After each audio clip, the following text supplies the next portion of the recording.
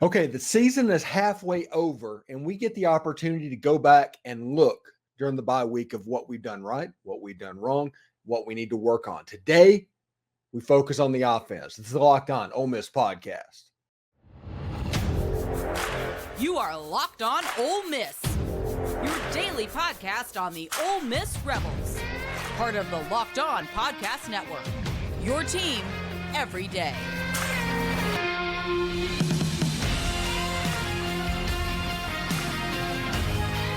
Thanks for making the Locked On Ole Miss podcast your first listen every day. We're free and available wherever you get your podcast and on YouTube. We're part of the Locked On Podcast Network, your team every day.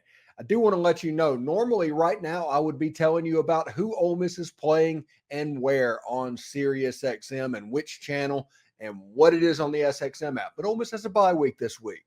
So we will get back to doing that next week. But if you are interested in just about any college football game this weekend and you want to hear that home team broadcast, you can check it out on SiriusXM or on the SXM app just by searching whichever school you want to look at. But search Ole Miss Rebels and the Locked On Ole Miss podcast is there as well. Hello, I'm Stephen Willis, and this is the Locked On Ole Miss podcast. And I do want to let you know that everybody needs to download the Game Time app. Create an account, use the code Locked On College, all one word, and you get $20 off. Ole Miss has had over 60,000 people at every home game this season. So the secondary market is going to get used. It's becoming more and more of a big-time ticket. And with Texas A&M coming up on the schedule and games like that, it could be interesting. You can use the Game Time app and get $20 off with Locked On College, all one word, on your first purchase. So you can use it and get those secondary tickets for the Texas A&M game as well. Hello, I'm Stephen Willis. Like I said, this is the Locked On Ole Miss podcast. We are going to do a little bit of a report card type episode today. During the bye week, we get into bye week type things. Everybody gets a chance to excel. Everybody gets the chance to kind of get back to normal. Last year, the bye week was really, really late in the season, and that caused a little bit of weirdness, but this is directly in the center. Ole Miss is 5-1 and has shown signs of having an absolutely massively elite offense, and they've struggled on offense. So what I'm saying here is we have not seen the best version of this Ole Miss team, and they're 5-1. And if you look at things and you try and play out the season, if things go the way they have gone, Ole Miss is likely going to go 10-2. They're going to play in the NY6. They're going to have a really, really, really good season. I'm not going to call it a special season because a special season has to have playoff attached, I think. But a really, really good season that everybody can celebrate. Now, these are the three things that we're going to focus on today. The offense has flashed an elite game and had two really poor performances. That is absolutely true. Positive is we're going to talk about tomorrow. Those two poor performances last year, Ole Miss loses the game. They won those games this year. So that is something that Ole Miss can kind of hang their hat on. The offensive line is probably better than you think if they call the game with them in mind. We'll talk about that as well. They did that against LSU. They did not do that against Georgia Tech. They did not do that against Alabama. And the offense kind of got disconjoined. And Jordan Watkins and Ulysses Bentley are the surprises of 2023.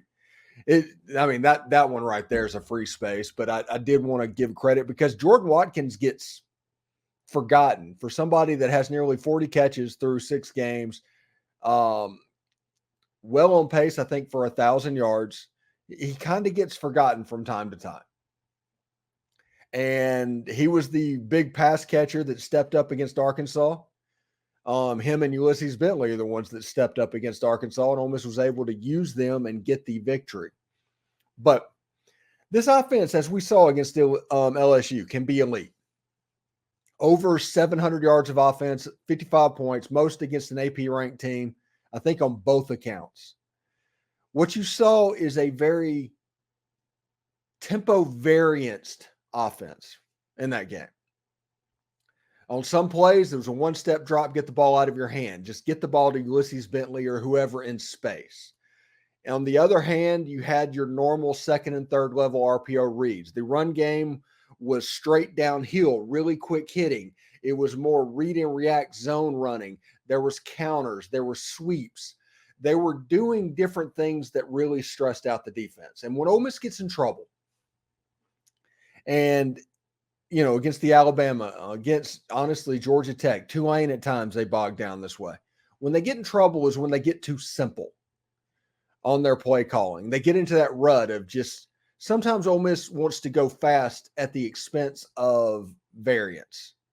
And if they think they can win against your defensive line, the run game becomes much more simple, much more same play called, where they get into their routine of doing that. And if they don't have a plan A and it's not working, they don't have a plan B. I mean, that has been shown. Now, the team is talented enough. I've talked about for weeks before the season how this is the most talented team in my lifetime with Ole Miss. So they've been able to out-talent some teams. And maybe that's the plan. Maybe that's the tactic all along, that, hey, against Tulane, against Georgia Tech, we can out-talent them. Miami thought they could out-talent Georgia Tech too, but you get my point. Against LSU, they knew they couldn't out-talent them. They saw that the week before against Alabama. They had to do things to make that offensive line look a little better, to make your offense work a little bit better. And they really dug into what they were doing. And the result was 700 yards and 55 total points. And LSU essentially in the fourth quarter, there was no chance that LSU fans thought they were going to get a stop when Ole Miss got the ball back with 2 minutes to go in the game on their own 12. No LSU fan thought they were making that stop. And that is because over the course of the game, Ole Miss's offense just broke LSU's defense. Now, don't get me wrong. LSU's defense is not good. It's not. But Ole Miss has played not good defenses a lot. And they don't put up 55 points and 700 yards of total offense against a ranked team, no matter what the defense is. That was an elite special performance that should be a building block. Against Arkansas, they should have done a lot of the same things, but Jaxson Dart tweaked his knee on like the second play. Trey Harris hurt himself in the fourth quarter, but after he got hurt, the offense kind of started going a little bit, so you can't really use that.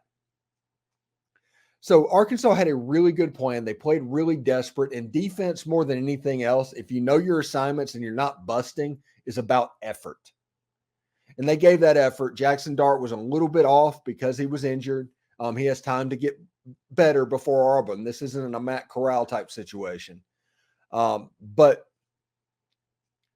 if Ole Miss want to win into that Arkansas game with a similar tempo plan that they had for LSU, I think Ole Miss's offense would have been much more successful. Jaxson Dart probably wouldn't have gotten hurt, and you would have seen Ole Miss continue to run. But Ole Miss got into that habit of, hey, the quarterback is going to be right here for 2.5 seconds, and the running plays are going to go all between the tackles and things like that, to where there wasn't the variance that we saw against LSU. Like I said, it worked out. Ole Miss won the game, but it was just a Jekyll and Hyde type performance, LSU to Arkansas. Now, the good news is the defense won the game. Like I said, last season, Ole Miss loses that game. Last season, if this is last season's Ole Miss team, right now Ole Miss is 3-3, maybe 2-4. But this Ole Miss team is 5-1, and they are unbelievably good in the fourth quarter. That's not bad for a team full of transfers, and everybody was talking about how can it work and the culture and all of that stuff. This team has good culture. I think what it really means is, in the transfer portal, it doesn't mean what you think it does. You just need an experienced quarterback to be the absolute leader. And Ole Miss absolutely has that. Now, the other thing that we're probably going to talk about later in the week, I am starting to think that Jaxson Dart is coming back. I talked about preseason, how I expected Jaxson Dart to throw for 3,500 yards and 30 touchdowns and 5 interceptions and go pro. And I think that's going to happen. Those numbers are going to happen. But he's not moving up the draft charts the way that I thought he would. Now, national medias and college football analysts and things like that, they're putting him up there as like people that that could be contenders for the Heisman and stuff like that at the end of the year, which I don't know if we're quite there. But if Jaxson Dart comes back next year, look out. There are things that are expected in the 2024 season. Not wanted to, expected. If Jaxson Dart comes back, that goes into hyperdrive a little bit. Now, there's some players that Ole Miss are going to have to replace in the transfer portal. I'm sure they will. Traditionally, they have. But this elite offense this year, moving forward, is something to look at. We're gonna look at that in the offseason. Once we hit the offseason, we'll obviously start looking towards 2024. But this offense has a chance, and we've seen it. It's flashed elite. It is flashed elite. Now we need consistency. Jaxson Dart, we wondered if he could handle success. He got injured on the second play, and so he gets a pass on that Arkansas game. But against Auburn, these are two games that Ole Miss not only probably needs to look good in, but they need to win them going away fairly simply. Hugh Freeze is going to give maximum effort, real similar to what we just saw from Arkansas. Vanderbilt is Vanderbilt. But these next two wins, Ole Miss needs to figure out a way to get them won. You know, today's episode is brought to you by Prize Picks. It's the largest independently owned daily fantasy sports community platform in North America. We are the easiest and the most exciting way to play DFS. You just have to go against the numbers instead of battling thousands of other players, including pros and sharks. You can pick more or less than on 2 to 6 players, stat projections that let the winnings roll in. Testing my skills on Prize Picks this football season is the most exciting way to play daily fantasy. This more or less situation is pretty good. Like, will Jaxson Dart have more than 225 yards passing against Auburn? You know, you just pick more or less to do that, and it's really cool. If you have the skills, you can turn $10 into $250 with just a few taps. Prize Picks is really simple to play. I can make my picks and submit my entry in less than 60 seconds.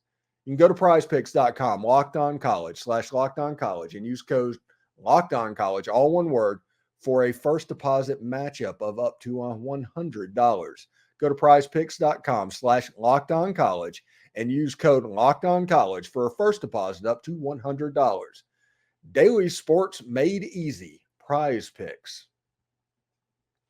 Also, you know, you shouldn't have to worry when you're trying to buy tickets to your next big event. We've all tried to get tickets in the Vaught Hemingway stadiums for big games. And this season, every Ole Miss football game has been over 60,000 fans. So the secondary market has been a major avenue for fans to get tickets. Whether it's last minute, they have flash deals and zone deals. GameTime.co, or the GameTime ticketing app, has what you need. They even let you see the view from your seat before you buy, so you can know exactly what to expect when you arrive. They have all-in prices that show your total up front, so you know you're getting a great deal without hidden fees. And it's really simple. Buy tickets with 2 taps. Click, you're there. It's done. You can take the guesswork out of buying tickets with Game Time. Download the Game Time app, create an account, and use code LockedOnCollege for $20 off your first purchase.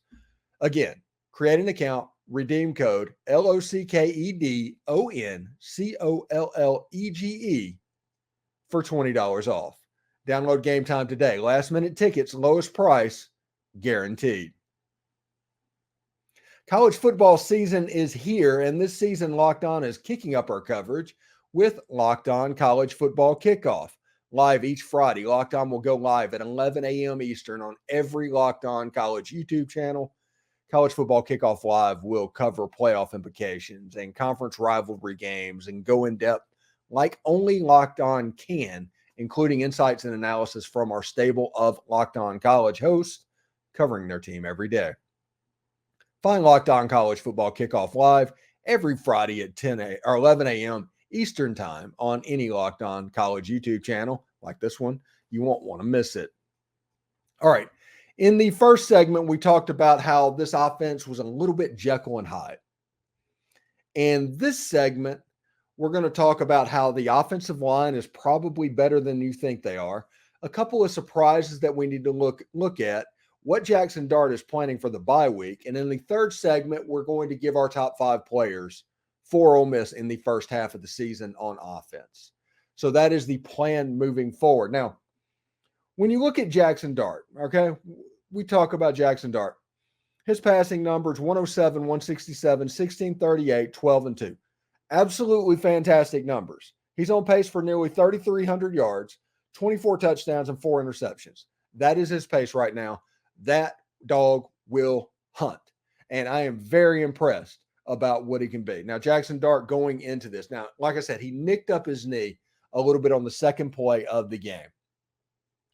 He said, I'm really interested in turning on the tape. He's talking about this bye week and see what I need to clean up in that stuff. Probably my consistent leadership of being consistent throughout the game, making sure that we keep the guys on the same page, whether it's the first drive or the fourth or the fifth drive of the game. Just keep the same mindset. The biggest thing probably going through practice and just being a good leader and holding each other accountable to make sure that we execute the right way and play to our standard every rep. Now, I wanted to talk about the offensive line. I want to talk about some surprises, but I did want to mention that quote because that is a quote that only good teams make.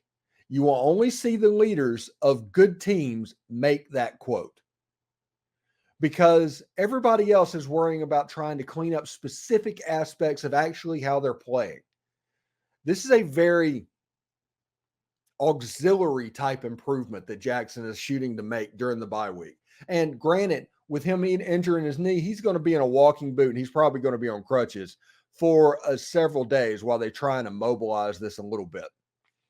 So we'll see as he tries to get better. Now, if this turns out to be a little bit worse than we thought it was, at least Ole Miss has Spencer Sanders and Walker Howard and potentially the best quarterback room in the country.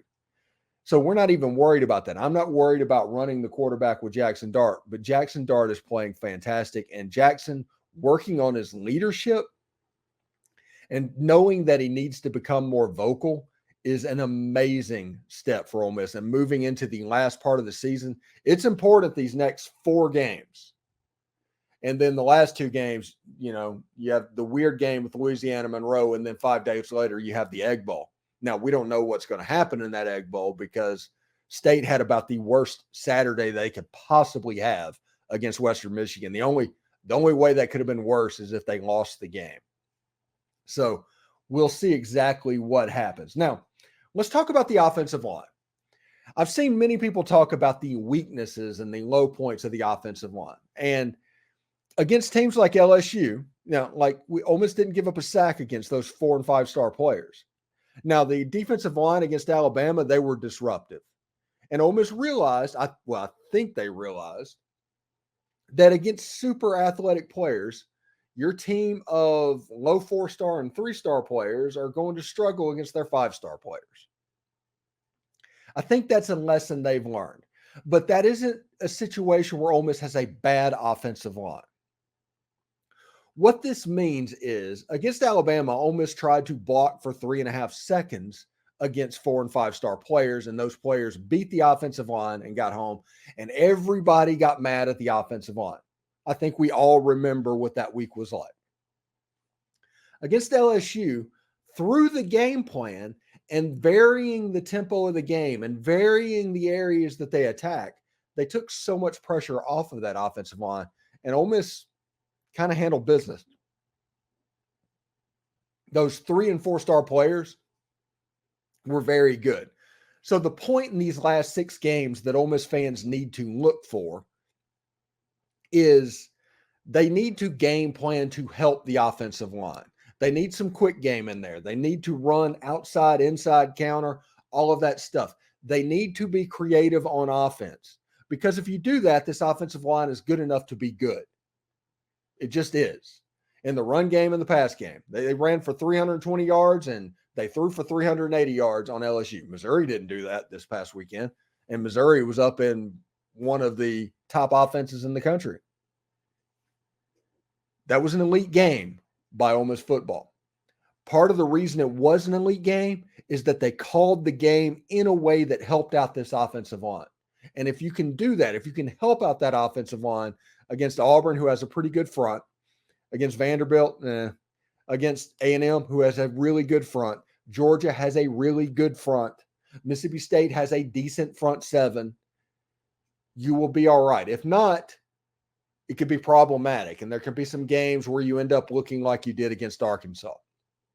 The Jekyll and Hyde nature of this offense is not talent-based. It is not player-based. Anybody who's going to tell you this person is not good enough. Well, this person is not good enough to block Jaheim Otis for 5 seconds, but he is good enough to block him for 2. That understanding with Charlie Weis Jr. and Lane Kiffin and make that defense a little bit slower is going to help out that offensive line. I'm telling you, this offensive line isn't as bad as people like to let on about it. Now, also, before we get into the last segment of the show, we have a couple of surprises. And one of the players that is emerging is Ulysses Bentley IV. And he's currently got 37 carries for 278 yards and 3 touchdowns. That is like 7.5 yards per carry he is averaging at the moment. They're using him in the pass game occasionally. You saw that against LSU. He is somebody that is a matchup problem for defenses. I think you're going to see him more and more as the season goes on, and you're going to have a situation that looks a lot like it did last season running the ball, where Quinshawn becomes the inside guy, Ulysses Bentley becomes the outside guy, and Ole Miss attacks different ways that way. It should be very interesting. Bentley is having a star turn right now, and everybody should pay attention to what is going on with him. Really, really good football player. And the other player I want to give just props to is Jordan Watkins. He is the offensive player that is just playing at an all SEC level this season that constantly gets forgotten. Everybody wants to talk about Trey Harris, and everybody wants to talk about Quinshawn. Everybody wants to talk about Ulysses Bentley IV. Everybody wants to basically talk about these extra players, but the one constant, the one that is always on the field, the one player that you can always count on, who is having an unbelievable type season, is Jordan Watkins. And through 6 games, I'm not going to say he's the MVP, but he is the consistent force on this offense as well. I do want to let you know that this show is brought to you by Jace Medical. Everyone should be empowered to care for themselves and their loved one during the unexpected world that we live in at the moment. That's why Jace Medical offers the Jace case. The Jace case provides 5 life-saving and antibiotics for emergency use that gives you peace of mind, so that you are not just hoping that you have access to medication in an emergency. Jace Medical makes sure you have the medication on hand. Jace Medical is simple. They handle everything from online evaluation to licensed pharmacy medication delivery and ongoing consultation and care. Do not get caught unprepared. Get $20 off on these life-saving antibiotics today from Jace Medical by using code LOCKEDON at checkout on jacemedical.com. That's JASE medical.com. All right, this is the point of the broadcast where I normally tell you where you can catch the Ole Miss game on Sirius XM and which channel it is. You can also catch it on the SXM app by searching Ole Miss Rebels. Well, Ole Miss is on a bye week this week, but next week we will tell you exactly where you can catch the game against the Auburn Tigers as Ole Miss looks to improve on a 5-1 start to the season. This is a good football team, and I think everybody needs to realize this is a pretty good football team. And anybody that is poo-pooing it kind of has an agenda, because Ole Miss has already played Alabama and LSU, which is traditionally the 2 toughest games on the schedule, and Ole Miss is 5-1. I'm not saying they're going to beat Georgia. I'm not saying they're going to beat Texas A&M, but that's just, Alabama and LSU is normally the toughest game on Ole Miss's schedule, and Ole Miss is 5-1. that process of elimination tells you the floor for this team is pretty dadgum high. But you can catch that broadcast against the Auburn Tigers next week on Sirius XM. We'll let you know which channel it's on, what time it is, and all of that good stuff as well. All right. The top 5 teams in the first half of the season in this report card type episode. So here we go. These are the top 5 players of the team. I'm putting Jaxson Dart at number 1 because Jaxson Dart has basically willed this team to like 3 victories this season. Trey Harris, when he's healthy, is an absolute game changer. I think Ulysses Bentley at number 3 is just a matchup problem. I know some people would put Jordan Watkins in that position. I like Ulysses Bentley just because of what he's done in the last 3 weeks. Mr. Consistency, Jordan Watkins is number 4, and Quinshon Judkins is number 5. That's how I rate the top 5 offensive players in the first half of the season. Tomorrow, we're going to do the same with the defense, by the way. I think this team has a chance to be pretty good. I have them picked at 9-3. That was my W's and L's that I did back in July. It was 9-3 was the prediction. And it's gotten to the point where I'm starting to think is like, man, did I undershoot what was going on? But I think there are going to be some difficult games this season in the last 6 for Ole Miss. We saw against Arkansas, nothing can be taken for granted. Weird games happen. But against Auburn, you know that Hugh Freeze is going to do that. Ole Miss cannot let down against that Auburn team.